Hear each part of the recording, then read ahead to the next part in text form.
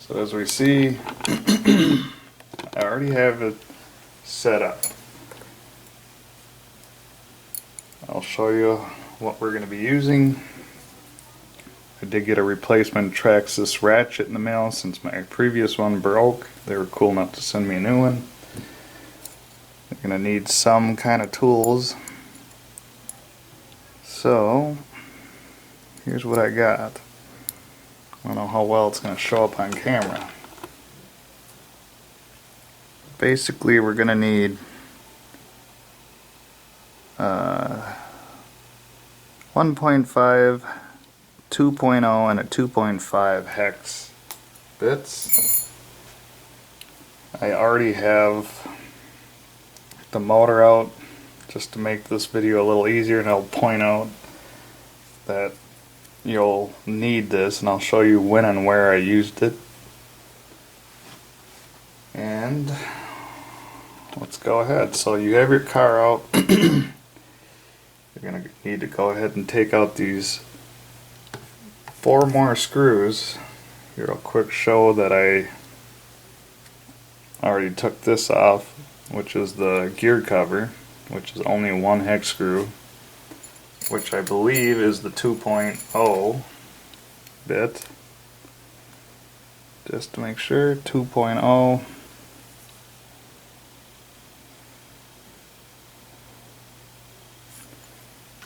To get that gear cover off, so that's already done.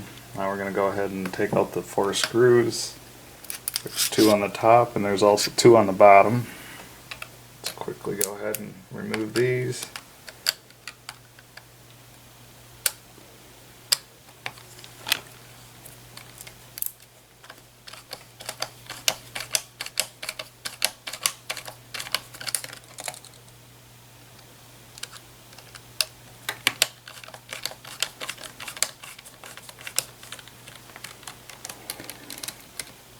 And I would like to say I definitely recommend getting some better tools other than the standard tools that Traxxas give you, which is good. They give you something, but these work so much better. So much easier to use, especially if you got bigger hands. If you're an adult, it's a lot easier to deal with. So we got 2 of 4 out. Flip the car over. And then we got 2 more here. We got 1, 2. Remove these 2.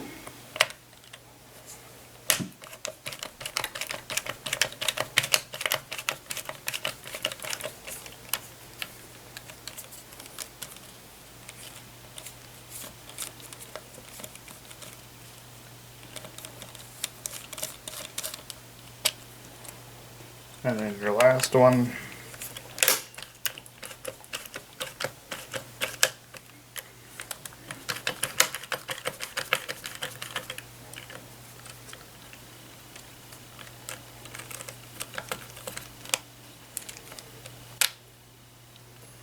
And at this point, once you get all 4 out, you go ahead and just pull the whole rear end out.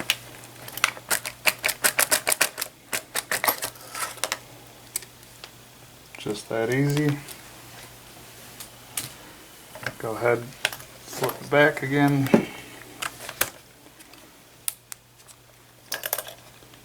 And in this case, you just go ahead and pull out the clutch and gear assembly. Should just slide out one way or another with just a little bit of pressure. You shouldn't need to wedge anything in there and pry. Now, I've already done this, but this is what I did get. I upgraded to this, metal version, because the plastic one clearly did not last long. The teeth were wearing down, and I knew I'm slowly trying to get this whole slash, all metal, as much metal as I could find that you can buy for them.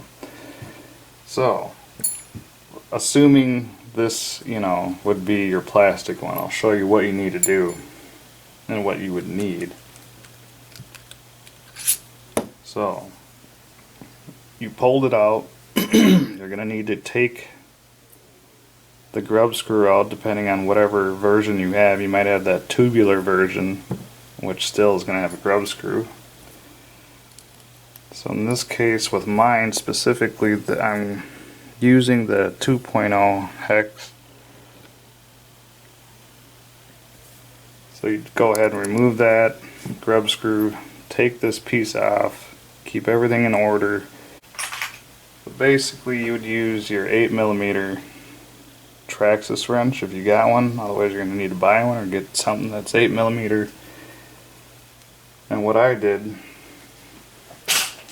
was I sat here, and there's two flat ends, so go ahead and clip on, clamp it, hold it tight, don't drop it, and take your 8mm lefty-loosey, get it all entirely off. So you take that nut off, take the spring off, you're going to have this bearing. You'll remove that. Your next step would be the 2.5mm, and you'll use that to remove all three screws, keeping everything together. And you should just literally be able to pull this off, grab your metal one, and then everything in backwards. So then you put your metal spur gear in there, then you put your bearing back on, and you could put your spring on if you want. You could even put the screw on. You don't have to get it entirely on. Then you can go ahead and go back, tighten all three screws, 1, 2, 3. Put your end piece on here, get the grub screw. Well, actually you don't do that yet actually. So you got your three screws on, then you go ahead and you put the 8mm to this. What I've learned and read and seen, that you tighten it all the way as you can without, you know, going overboard. Then you just back it off like a half turn or whatever you prefer, you know, give it a test run or check it out. It could take you a while to get, you know, whatever you want out of it. A loose or a tighter spur gear setting is preferable. So you get that part done, then you finally put on your end piece and put the grub screw back in. Now when I showed you Loctite, you're going to need for your three screws here, because now you're on metal to metal, it's not metal to metal instead of the plastic. You'll also be using it on your grub screws again, because you've cracked the seal if you had, you know, Loctite on previously.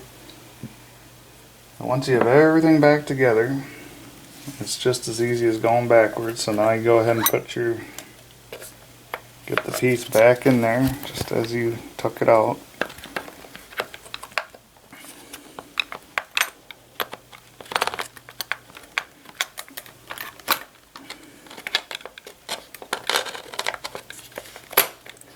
And it should literally go as tight as possible. There should be no slack that you could see underneath here or through your little window. It should be all the way up. Just check and make sure you don't have it on wrong. You're just going to wreck your vehicle. Take your vehicle, just get it, you know, in the area, but roll the wheels slowly and just push in and it'll kind of click in the spot. Then you grab your tool again. I believe it is the 2.5, but I will double check.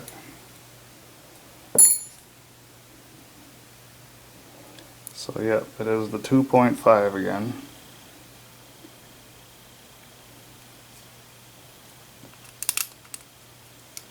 And we're almost done.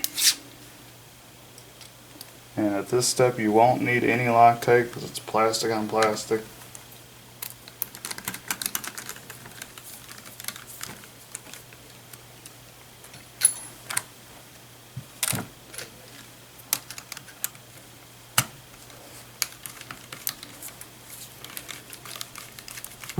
ahead and put your 1 of 4 screws in, 2 on the top.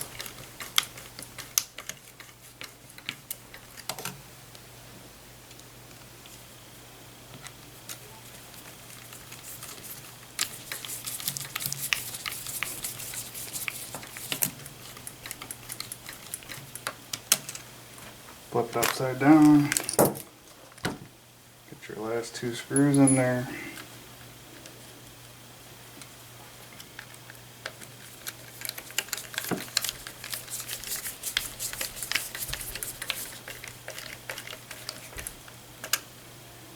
And your final screw.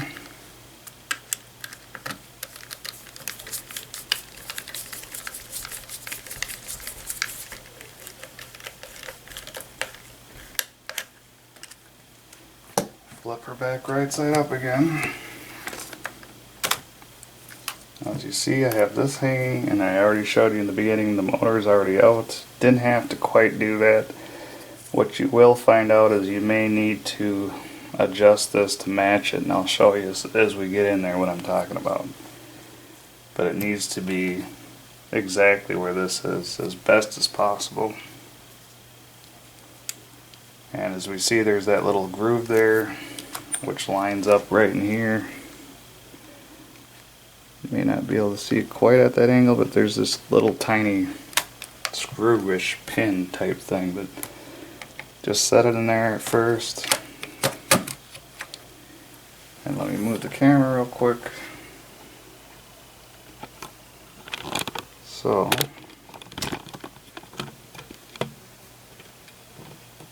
I already adjusted this previously, but I'm trying to show you what I mean. So no matter where this is, you want it to pretty much be as perfect as possible. You don't want this piece too far this way or too far back, neither back or forward. It just needs to line up with your pinion, and you will need to possibly, well, of course, you're probably going to need to take that grub screw out, get that pinion where you want it, put the Loctite back in there, put your grub screw back in, get it where you need to, and then wrench her down good. Don't strip anything. And once you get to this point, I already took this out previously, as I mentioned, so we're going to need to install this screw, and we're just about done. The screw also is using the 2.5. So go ahead and start that. Let me see.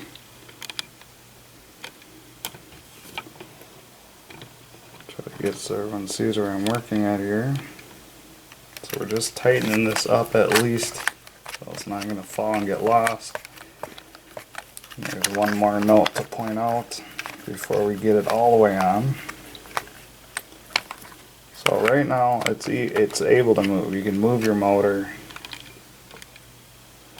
because the last thing to keep in mind is you don't want this motor too far down, putting too much, bind on it. You don't want it too high off, or it's not going to do anything but strip the top of your new gear. So you're going to have to kind of mess with this just for a little bit. Some people say you put a piece of paper right in there, just a little strip of paper, and that's the paper width from in between the two gears to get it, about right.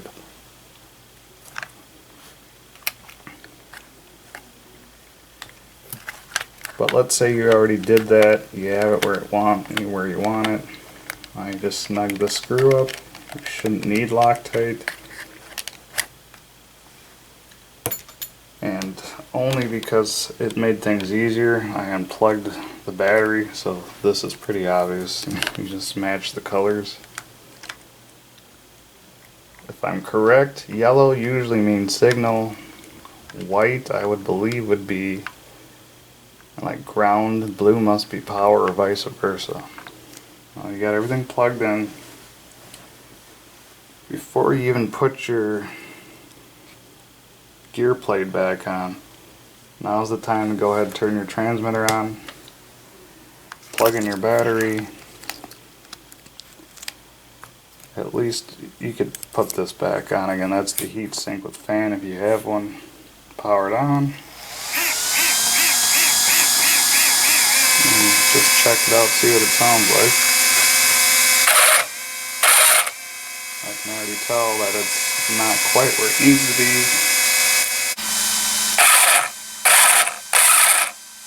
See it drop down just a tad. I'll loosen it one more time.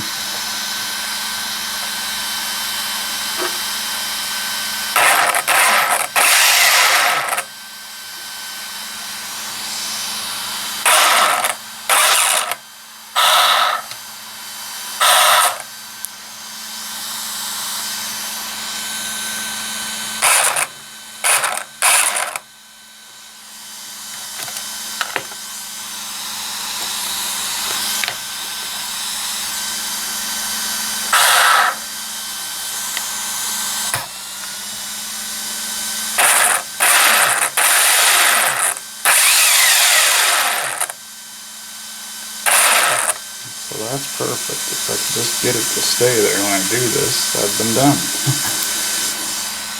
Let's see what I can do here. Try to get it to stay put this time. I think it's right at the end when I'm starting to really wrench down on it is when it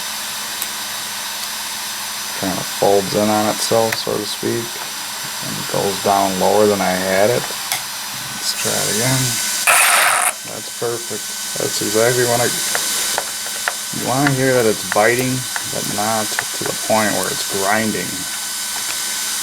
It's a lower grind noise when it's too tight, and it's a higher grinding sound when it's too far away from the gear.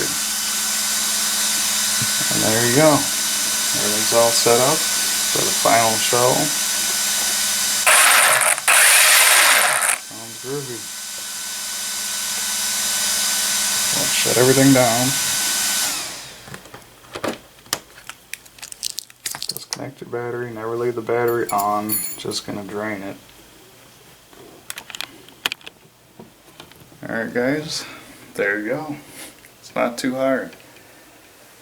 Really just, be patient. Shouldn't need to rush anything. There's no contest in speed. And make sure you take your time. Make sure you use, the Loctite. And I guess, honestly, I did forget one piece, but I mean, come on. Don't forget to put this back on here. Keep the cover on to keep the debris out of it. Get that on, you're all done. I just want to say thanks guys for watching. Thumbs up if you liked it. Please go ahead and subscribe if you haven't already. And if you really like these videos, go ahead and comment. I'd like to hear what people think. And click the notification bell. Thanks guys, have a good one.